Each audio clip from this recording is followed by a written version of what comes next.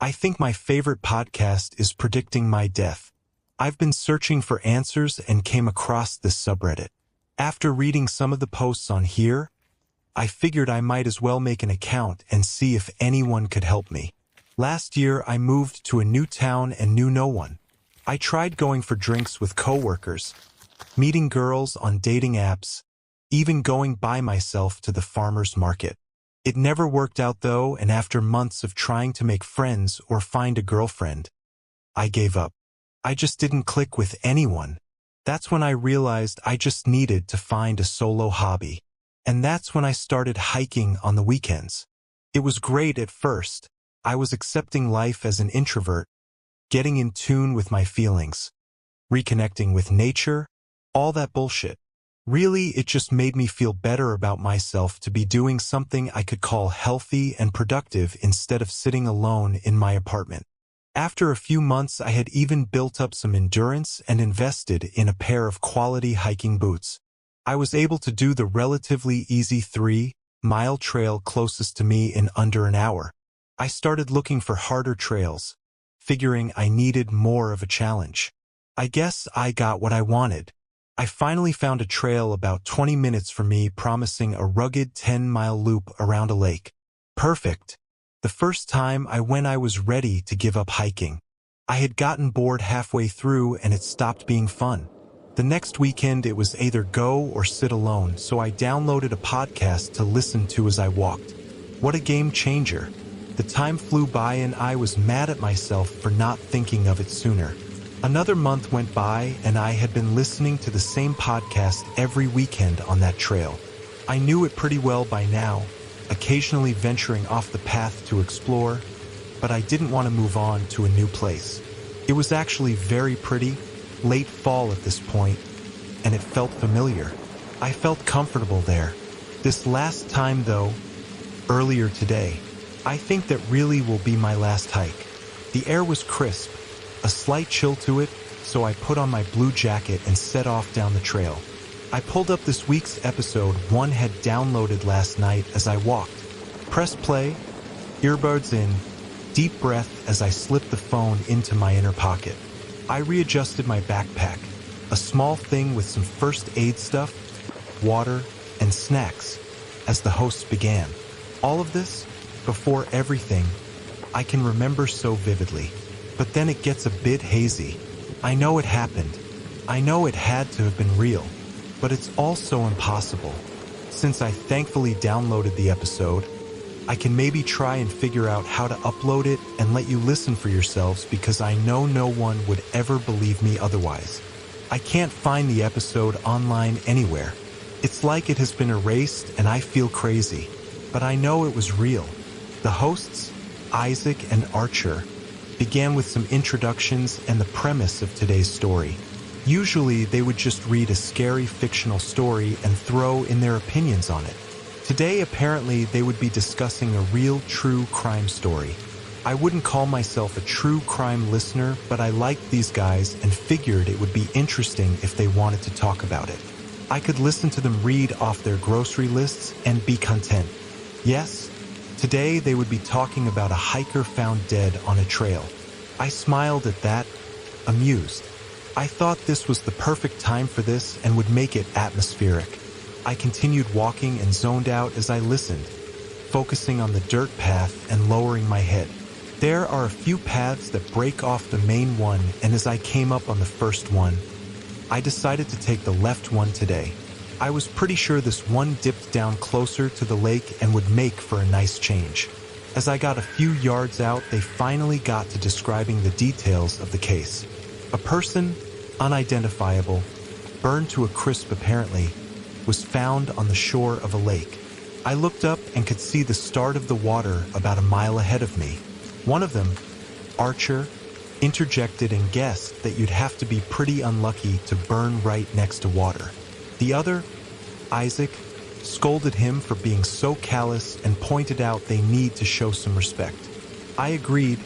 There was usually something morbid about the true crime storytellers. Isaac added that most likely the body was moved there anyways, as police had found a blue jacket and one hiking boot further up the trail. This caused me to stumble and I almost fell but caught myself. This was making it a little too immersive. I pulled out my phone to hit pause, deciding the sounds of nature were what I needed. I heard a branch snap behind me as the sound of a branch snapping played through my headphones. My breath caught and I froze. Slowly, I looked over my shoulder, my neck the only part of me able to move. But there was nothing I could see. I stared off into the trees as the hosts continued talking. One of them was now theorizing about what had happened. They said he was probably stalked on his hike until the killer found an opportunity to surprise him. I waited, frozen, for 5 minutes, but there were no more sounds of disturbance in the brush or on the audio. I shook my head and continued walking, taking in some deep breaths. It was just an effective story and I was psyching myself out. "You're fine, Thomas. You're fine," resounding in a whisper to myself with each step. I walked quickly and made it to the edge of the lake in no time, my heartbeat and breathing both returning to normal by the time I got there.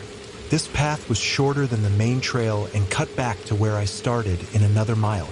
I could have turned around right there and saved myself about an hour, but for some reason I didn't want to walk by where I thought I had heard the noises. I debated my options as I looked across the lake. Then I remembered them saying the body was found on the edge of a lake and the fear swept over me again. I was sure I was being irrational. Weird coincidences. I'd come barely 2 miles so far. Another half a mile and I could be to the turnaround. On my way back, I decided that is what I would do. The podcast had been continuing as I internally debated and subconsciously it had influenced me. They had gone back and forth with their theories. No, someone must have driven the body and dumped it. No, who could drag a body miles into the woods. No, it must have happened out there.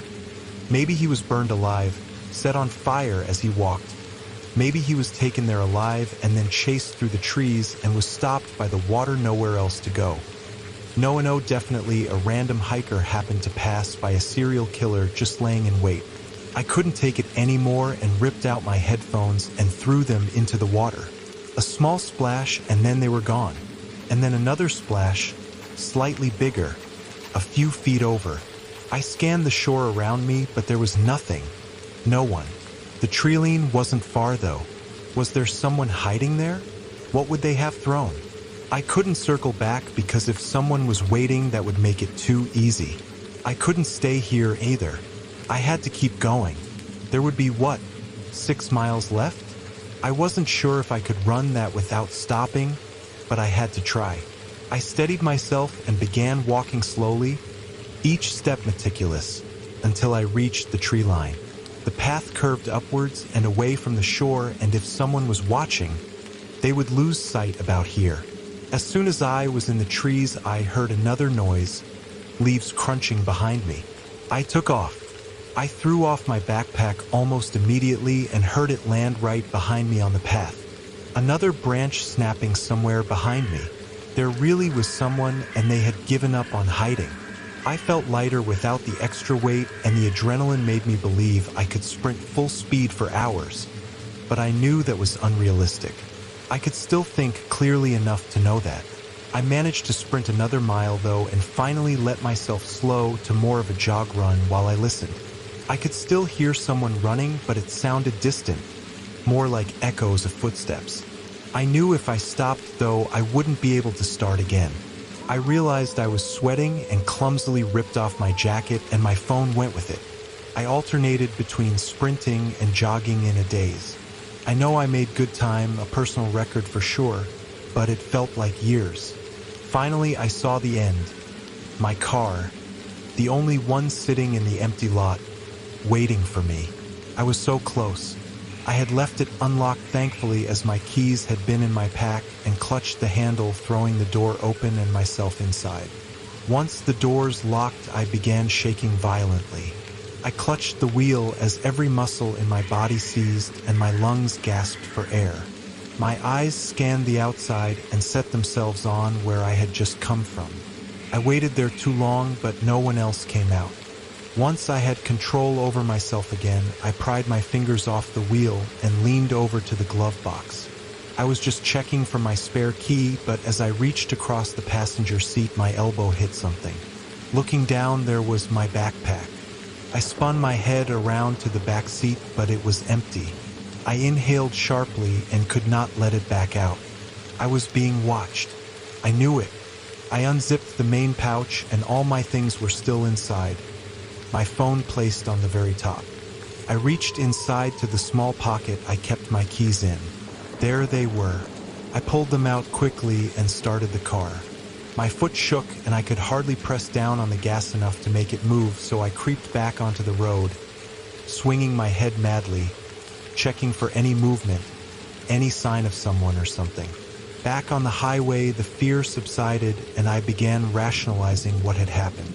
By the time I pulled into my apartment complex, I was laughing about it at myself for letting it affect me like this. I had acted crazy. I've been home a few hours now and the feeling of being watched has returned. I can't rationalize it anymore. Re-listening to the audio, they had to have been talking about me. Everything was so specific. I keep thinking I smell smoke. 2.